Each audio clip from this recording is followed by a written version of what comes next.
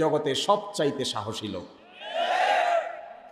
তো এই জন্য আমি কারো সমালোচনার অযথা জবাব দিয়ে সময় নষ্ট করতে চাই না। আমার তো কাজ আছে ভাই, আমার কাজ নাই।